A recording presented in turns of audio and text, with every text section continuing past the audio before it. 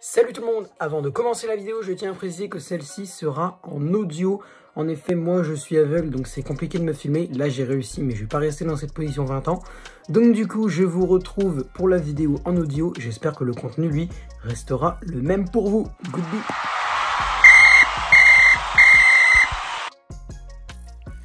Salut tout le monde, c'est le football à l'aveugle. On se retrouve aujourd'hui pour une nouvelle vidéo et aujourd'hui on va s'intéresser à la saison des Girondins de Bordeaux. C'est la suite de la série que j'ai lancée le mercredi dernier avec le récap de la saison du PSG. Cette fois c'est le récap de la saison de Bordeaux.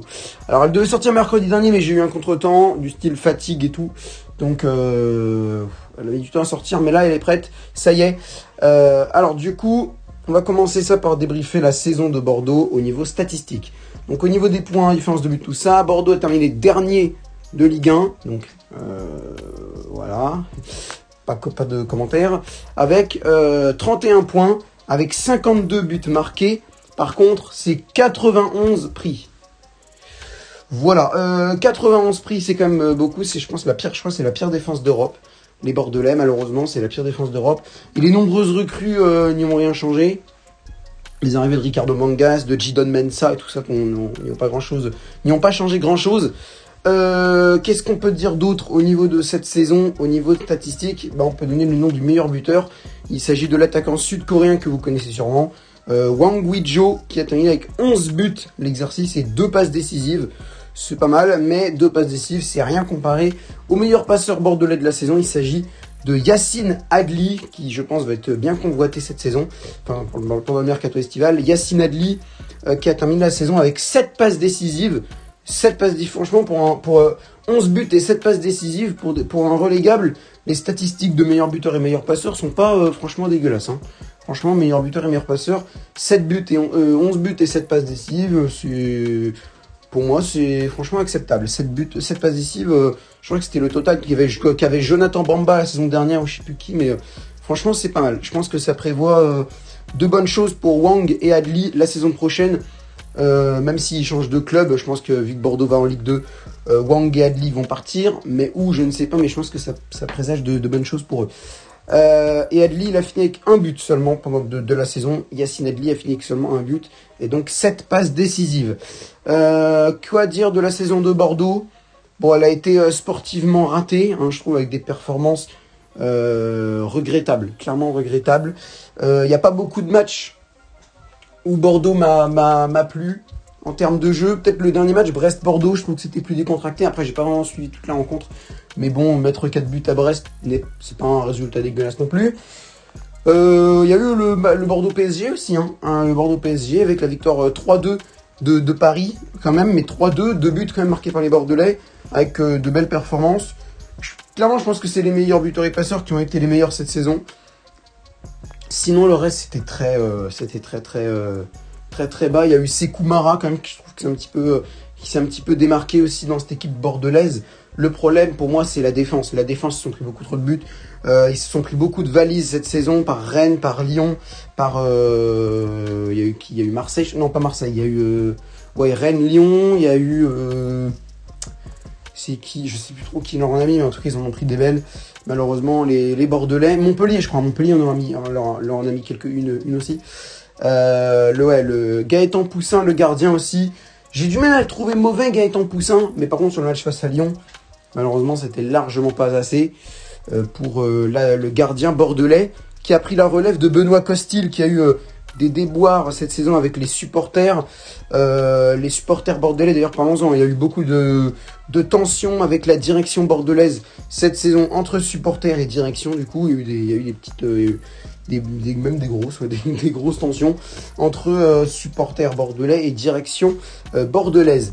Il y a eu aussi des problèmes sportifs, mais plutôt des problèmes hors terrain, extra-terrain, avec Costil qui a eu apparemment un comportement raciste. Costil et Koscielny qui ont été accusés par les supporters d'avoir des comportements racistes envers certains joueurs. Il y a eu après il y a eu beaucoup de cas de Covid pendant un moment à Bordeaux. Le match face à Brest en Coupe de France qu'ils ont perdu 3-0. Ils ont dû le jouer avec pas mal de jeunes qui se sont un peu démarqués. Certains se sont démarqués, ils en ont profité, mais dans le jeu, c'était très pauvre, que ce soit pendant toute la saison. Pendant toute la saison, ça a été pauvre. Bordeaux, maintenant, descend en Ligue 2. Clairement, il y a eu c'est beaucoup de matchs où ça se voyait déjà que Bordeaux allait malheureusement descendre en Ligue 2. Ils rejoignent Saint-Etienne, enfin c'est plutôt Saint-Etienne qui a rejoint Bordeaux.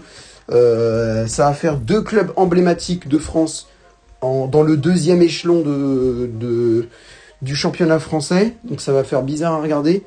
On va avoir un Bordeaux-Saint-Etienne. On va se dire, ah ouais, belle affiche de Ligue 1. Hein. Puis il y a quelqu'un qui va arriver et qui va dire, ah non, non, ils sont en Ligue 2. Et puis là, tu vas regarder au CRAC Ajaccio, ça c'est une belle affiche de Ligue 2, ça. Hein. Et puis t'as un autre gars qui va arriver et qui va te dire, ah non, ça c'est l'affiche de dimanche 21h. Et les mecs jouent dans le même championnat que Lionel Messi, Kylian Mbappé et Arkadiusz Milik. Oui, je sais, c'est bizarre.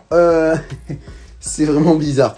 Il y a eu, au niveau des problèmes sportifs, alors aussi, il y avait un truc comme dont je voulais parler, parce que malheureusement, la saison de Bordeaux, en vrai, t'as pas grand chose à débriefer, en fait. C'est vraiment, c'est le chaos à tous les étages. Et Saint-Etienne, c'est pareil. De toute façon, généralement, quand tu es relégué, tu passes pas la meilleure saison de ta vie. Il y a des problèmes. Mais là, on a eu des trucs de génie. On a vu des trucs géniaux. Par exemple, ils se prennent une raclée par à Montpellier. Je crois justement que c'était face à Montpellier, ou face à Lyon, je sais plus. Et le lendemain, on les retrouve à faire un futsal dans une ville à côté de Bordeaux. Alors évidemment, on se dit, non en fait. non, vous êtes censé aller vous entraîner, vous êtes censé, voilà. Les mecs sont en train tranquillement de s'amuser en faisant un futsal au calme, tranquille. Par contre, ils décident de les virer, dont Mbaye Niang. Alors, je comprends la décision, hein. Évidemment, je comprends. C'était pas un coup de gueule parce que je comprends la décision. Je l'aurais fait aussi. Le seul problème, malheureusement, c'est qu'en fait, on est à la 31e, 32e journée, il me semble, si je me souviens bien, on est aux alentours de ça. Ce qui veut dire que c'est bientôt la fin et que donc vous avez intérêt de vous bouger le cul si vous voulez réussir quelque chose. Et Mbaye Niang, qu'on le veuille ou pas, c'est quand même l'un des cadres de l'équipe de Bordeaux. Le mec est passé par Rennes, il est passé par le championnat italien, c'est un international sénégalais très connu. Je veux dire, Mbaye Niang, il a un bon statut. Moi, je me passerais, malheureusement, hein, évidemment, c'est dommage, mais moi je me passerai pas de lui pour la fin de la saison si on a encore une mini chance. Et à ce moment-là, Bordeaux en avait encore. Donc je trouve ça un peu idiot de s'être passé d'eux. Par contre, évidemment, si c'était à la 16e journée machin, oui, je les aurais écartés du groupe pendant quelques semaines pour leur dire vous allez vous calmer un peu là. Évidemment, mais est-ce que c'était le bon moment pour le faire ? Je suis pas sûr parce que là ils se sont quand même passés de. Après, est-ce que ça aurait changé quelque chose ? Je suis pas sûr non plus. Mais je pense que c'est pas forcément le bon moment pour les avoir dégagés, ces mecs-là. Et bon, voilà, c'est fait. Maintenant, ils sont en Ligue 2. Hein. En espérant que, déjà, il y a eu du renouveau dans la direction. Gérard Lopez, débarrassez-vous de lui. Non, mais vraiment, débarrassez-vous de lui. Ça va pas être possible. Ça va vraiment pas être. Et quand je dis débarrasser, je ne parle pas de meurtre, attention. Je parle de se débarrasser de lui en tant que personne elle-même. C'est-à-dire, trouvez-vous un autre investisseur, trouvez-vous quelqu'un d'autre, parce que lui, il a fait couler Mouscron, il a laissé Lille dans une situation financière pas ouf, pas au niveau du FC Barcelone, mais pas ouf non plus. Et maintenant, Bordeaux, il les envoie en Ligue 2, mais cet homme est maudit, c'est pas possible. Cet homme est maudit. Donc, débarrassez-vous de lui, prenez quelqu'un d'autre. Bon, l'entraîneur David Guillon, non, David Guillon, laissez-le. Je trouve qu'il a fait de très bonnes performances avec le Stade de Reims. Il les a fait monter d'une manière remarquable en Ligue 1, je crois que c'était en 2010, je sais plus quand c'était.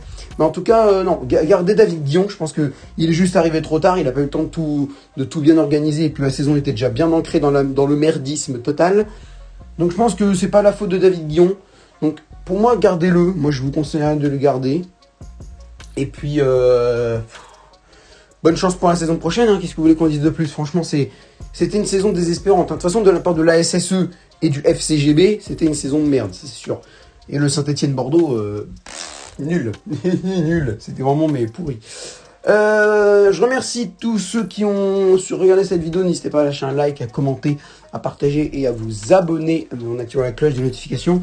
Et je remercie Nico Migouze parce que c'est lui qui m'a demandé de faire cette vidéo sur Bordeaux. Si vous voulez que je fasse une vidéo par rapport à votre club pour récapituler la saison, donner mon avis, n'hésitez pas. Il me reste de la place là. Non, du coup, si je reçois pas de demande, ça sera Marseille, je pense. Je pense que ce sera Marseille si jamais je ne reçois pas de propositions. Ça sert à rien de me proposer Paris parce que c'est déjà fait. Et Bordeaux, du coup, c'est fait aussi. Tous les autres clubs ne sont pas encore pris en sachant que vous avez jusqu'au 29 juin. Je crois que si c'est bien ça, ouais, c'est ça. Jusqu'au 29 juin pour me proposer un club. Après, cette série-là s'arrêtera. Par contre, celle avec les 5 pistes pour renforcer un mercato, elle continue. D'ailleurs, mercredi, c'est Lille. Enfin non, demain, c'est Lille. Et dimanche prochain, je crois que c'est... je sais plus qui c'est, mais Strasbourg, je crois que c'est Strasbourg, ouais. Dimanche prochain, c'est Strasbourg. Et après, c'est libre. Donc, si vous voulez proposer votre club aussi pour ça, eh bien, vous pouvez. Voilà, voilà. Salut à tous et merci d'avoir regardé cette vidéo. À bientôt, les gars.